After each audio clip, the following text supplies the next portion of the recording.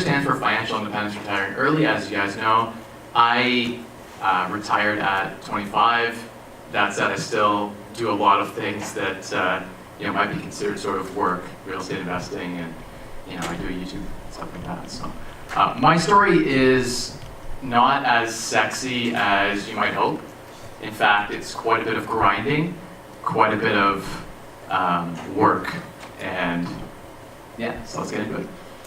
So who am I and why are you listening to me today? I am 25 years old. My name is Michael Rosehart, and I am Canada's youngest self-made early retiree through frugality. So I'm here to tell you that actually you can live on a lot less than you maybe think because of things like effective double utility, making your money stretch further than you thought it could. I went to school at the University of Western Ontario. I'm a graduate of IB in Finance and Accounting. That was, if I could do things again, I don't know if I would even went to university, knowing what I know now. So that was an interesting experience. I learned a lot and I met a lot of great people. I'm a real estate investor, and that was one of the primary vehicles I used to reach financial independence. But let's go back and talk about how I did it and how I got to where I am today, where I'm married. I have a 2-year-old daughter. She's awesome. You can see in the picture there. And that's my wife and I and our daughter in a playpen as we're cleaning up debris at a rental property. So that's a lot of what it was like. A lot of 100-hour work weeks, the full-time job as well as the rental properties. And if you guys want to follow my journey at all, please check me out on YouTube. I just made a channel like a month and a half ago. So that'd be cool if you guys subbed and hit that notification bell and smash the like button. That'd be cool. I'd appreciate that. And then I have a blog as well where I also am sharing what I've kind of uncovered. Most of it's about real estate investing and personal finance. So how can you unlock financial independence for yourself? And if your goal is to just better yourself in any way from a money management perspective, the 25andfree.com is a good outlet for that.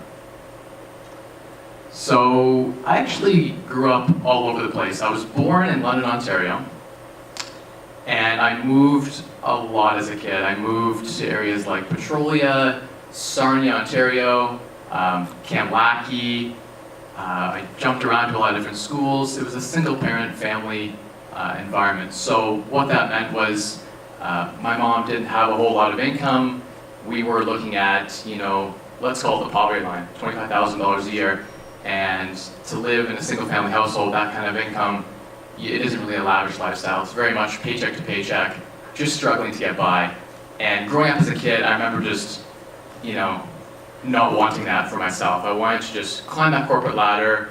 I'd watch movies like The Wolf of Wall Street and stuff like that. Be like, oh, I want to get into finance. I want to just, work on Wall Street and just escape this shitty reality of just being poor and having to move all of the time. I think I lived in like 14 different houses growing up in different school districts and stuff like that. And it's tough on a kid moving around like that. And I don't recommend it on anyone. So that was sort of, and as bad as that might have been for me and a lot of things and the struggles that I went through, that was actually a lot of my motivation and a lot of my drive that allowed me to unlock financial independence. Because when you want something like financial independence, in order to unlock it as quickly as I did, so I did it in 8 years, from 17 to 25. To do that, you have to have like the passion, dedication, and the drive and the hustle to get it done. So you just got to really know how to work hard and work smart. Because if you don't work hard, it's going to be hard to unlock that in such a short amount of time. So even as a kid, I was going to share some stories. I'd be out there mowing grass at like 9 years old with a gas mower. I bought one of the first generation battery chargers, and I would rent batteries out at school to kids for like a quarter, and I'd go home and charge them. And I remember, just a lot of entrepreneurial hustles that I picked up as a kid, and that sort of translated as I got older into real estate and investing in other areas too. When I was 17, when I was 16, I decided I wanted to go to university. I was kind of thinking about trade school, thinking about different things I could do, and I had a really great group of friends in high school that I met, and one of them today, he's a medical doctor. He's an awesome guy, and a few other really great friends. One of them's an engineer. And when I surrounded myself with this group of people, I started to study in school. I started to take school seriously, and I got my average up to 95% in high school. and that let me get some scholarships, and I went off to University of Western Ontario. Pretty poor, but I was able to get good jobs working at Tim Hortons for 2 years while I was in school, so I was making, let's say $15,000 a year while I'm in school full time. So I was able to get through school debt-free. So I believe anyone can get through school debt-free as long as they just work a job in the summer and then pick up a part-time job through school. So at that time, my mindset was all about, how can I get in? Well, I'd just been accepted to Ivy, so how can I get through Western my first 2 years, keep my average up, keep my scholarships, and then climb the corporate ladder. So it's all about getting that job on Wall Street, or going into finance, even maybe accounting. I thought, well, that's where the money is. People have great jobs, they have great lives. And then something dawned on me. Around 17, I was reading on some blogs this different way of life. This financial independence, and it was just, this time it was like 2009, it was just sort of picking up online. So I think Early Retirement Extreme had just created his website, and his book came sometime after that, and I remember reading that and thinking to myself, there's more to life than the endless grind, just working to have stuff, to just work some more, to have more stuff, and work and have no freedom, and you're just grinding with no purpose and no fulfillment. And that didn't seem like a life I wanted to lead. So that's sort of where I adopted the first time I thought about it. Well, what levers are within my control? You can spend less, you can earn more, you can maximize your returns. And I say this all the time because people ask me, well, what do I got to do? Those are the three things, and it's in that order. You need to be spending less, then you need to work on earning more, pick up side hustles, start investing in things like real estate. There are tons of ways in real estate to make money. And then maximize returns. And maximizing returns is actually the least important of the three in the beginning, because even 100% return on $1,000, that's not a lot of money. It gets more important as you build that nest egg up, but in the beginning everyone focuses on, how can I maximize my return? I want to invest in cryptocurrency or Bitcoin or this and that, right? And you need to start with spending less, considerably less than what you're earning. So that mindset shift was like, 17, I'm like, wow, I built a plan. I could actually retire at 29.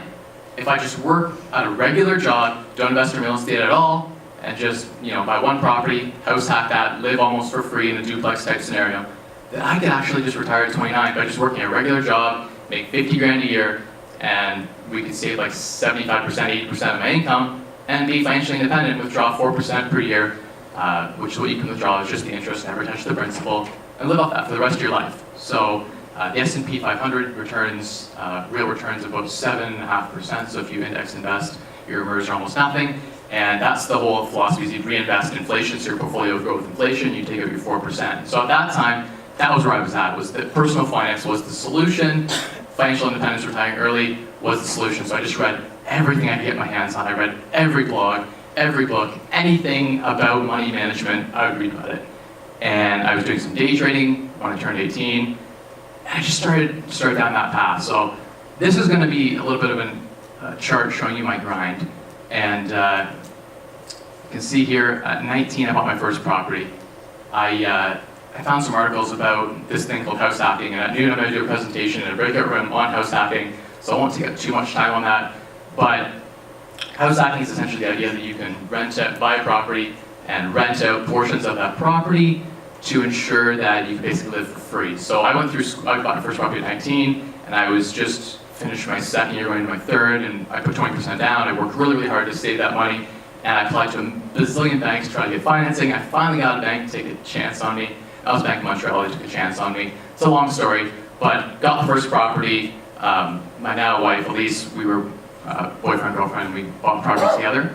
And that was the best thing, because I learned how to renovate a property for the first time. This property is a 2-bedroom, it was cute, it was near the university, and it wasn't in the best area, but now it's a decent area in London. But at that time it wasn't the best area, so I got a decent deal on it.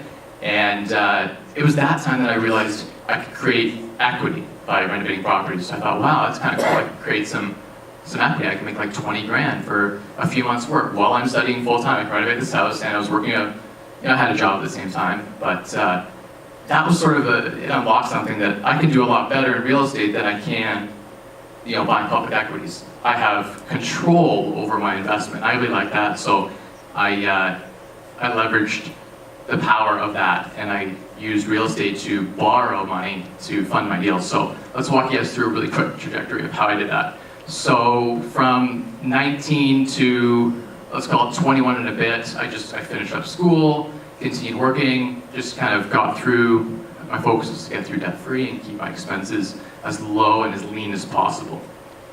21, I bought my second property around 3 months, no, I think it was about 4 months after I started my first full-time job. I started as an analyst at an IT consulting firm here in London, Ontario, mid-sized firm, and I was making like 50 grand a year. So it was a decent job out of school. I chose London because of the lower cost of living. I turned down offers in Toronto and other places because I liked what London offered.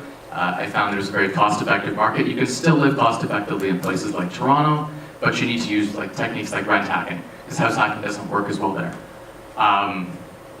So just grinding on the top side, you can see I grinded in my day job. I got promoted after a year and a bit to a senior consulting analyst, and they set me on the road to essentially sit down with clients and help them optimize certain IT systems and business systems. Didn't really enjoy what I was doing, and in fact, the day job, the 8 to 5 grind, motivated me more than anything to unlock financial independence. So the day job was actually for me a really huge motivator to buy into real estate, because I realized with real estate I can invest that much quicker. I could get to my rate of return that I was looking for that much quicker. So instead of 29 retirement, I could retire at 25 because I was able to get those accelerated returns. And on several properties, triple-digit returns were not out of the question. 100% ROI is not. You can do that pretty easily with a good BRRRR. So I unlocked that strategy very, very easy. I always bought for cash flow first, so I looked for 25% return on investment just on my 20% down payment, and then all the equity gains were going to be bonus on top of that. So that was sort of the strategy I used here in London, Ontario. It still works today. The big differentiator, I think, between myself and what a lot of other folks do is my focus on savings rate. So I was saving 87% of what my wife and I were earning. Everything we earned, we saved, because we lived so frugally. We rented out rooms. We had a lower basement apartment that I created in our house, and we rented out bedrooms to some friends. So we were living for almost nothing, and that was the key thing. The house hack allowed us to invest everything. And because the time value of money, I started so young, that money starts to compound and starts to grow, and that's part of the secret that I use, is unlocking the power of compound interest. So you can kind of see promoted to senior, promoted to manager. At this point, I'm really burnt out, because from 22, let's call it 21 to 25, 24 and a half, I grinded 100-hour weeks. Every property I bought needed let's call it 900 hours in work. Renovation work, I outsourced as much as I could, but renovation work, placing tenants, et cetera, converting single families to duplexes. I rented out everything. I did student rentals here, Western, Fanshawe. I did single family rentals. I did by the bedroom, boarding houses. I did it all. I tried every strategy as long as the numbers worked. At the end of the day, the numbers had to work. So I would go in Excel and make sure that at the end of the day I was getting that 20 to 25% return on my cash just from cash flow, and then any appreciation was supposed to be not counted for, but a bonus. So you can kind of see how the strategy worked. The first 2 properties, I saved the down payment just from working really, really hard.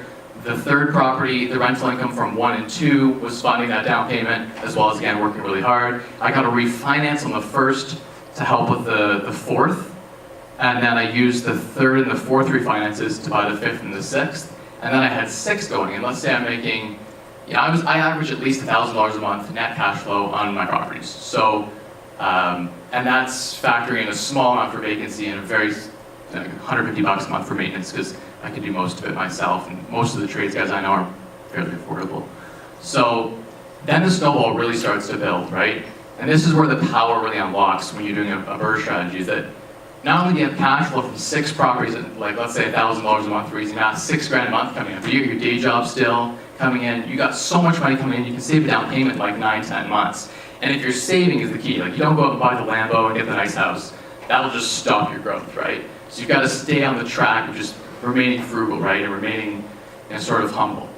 But that's where it really exploded for me. I was able to get a 7th property, and then I refinanced that to buy 8 and 9.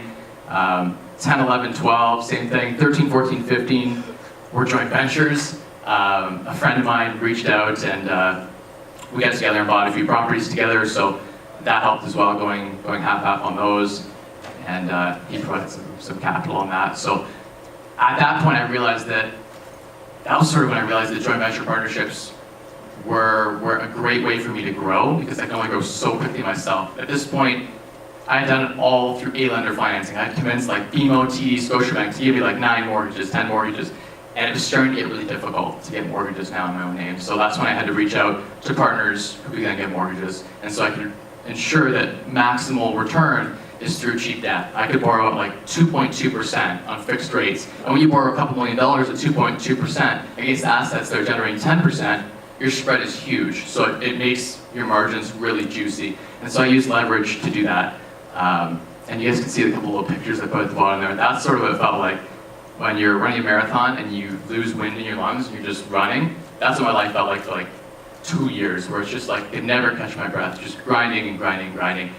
So at the end of the day, I quit my job a little over a year ago and unlocked financial independence, because I was finding that I wasn't really enjoying what I was doing in my job, and now I didn't really need that, so I'm bringing in about $12,000 a month from the rental properties at that point, and I had a ton of equity built up. I'd probably saved from the day job, let's say $300,000 in down payments. So anyone without real estate could do that if they were relatively frugal. But then I was able to grow that with real estate and save everything I earned in real estate as well. So my net worth was, by definition, financially independent. I could withdraw 3% from my portfolio every year. If it's growing at an average from the S&P 500, let's say 7.9%, then I could withdraw that 3%, leave the other, say, 4% in there to combat inflation and continue to grow my portfolio, and never need to do anything active ever again for the rest of my life, including my wife and my daughter. We would never have to work. And so that concept to me was huge.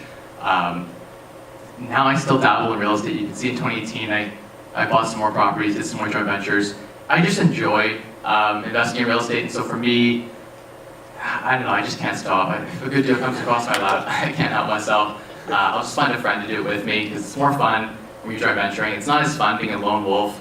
I did it that way because I didn't have anyone else in the network. I didn't have groups like Real or London on Fire or Bigger Pockets. I didn't know those things existed. I never paid for mentorship or coaching ever. I just went online, did some reading, found a strategy, experimented, failed, and then failed fast forward.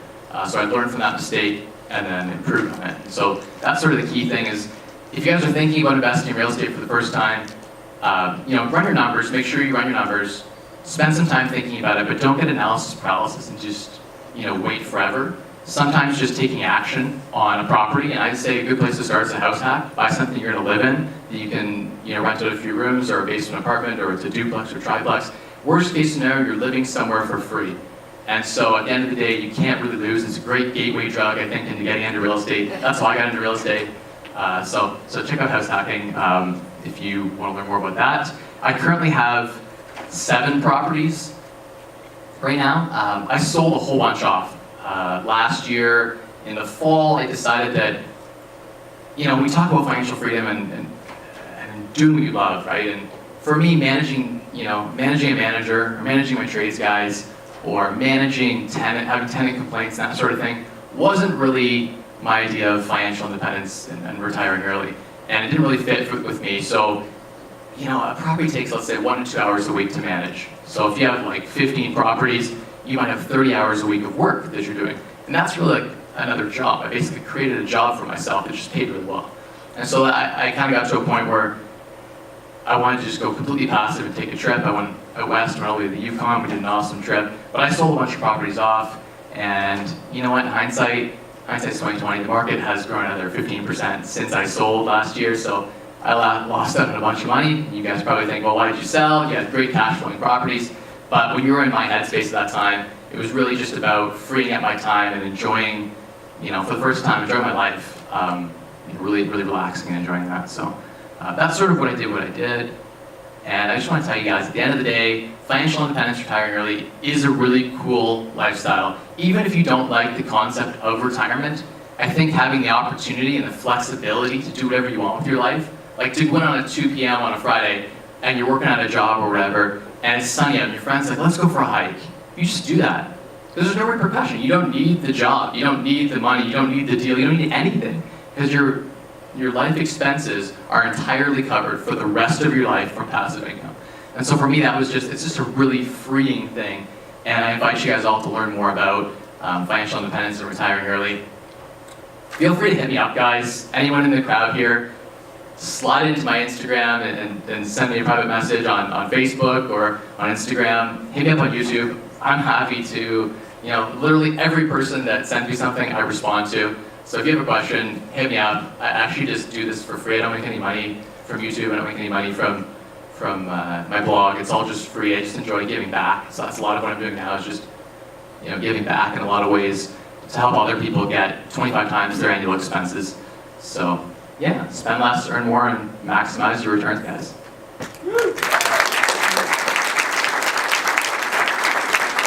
Times in the account did you feel like giving up during that 2 years?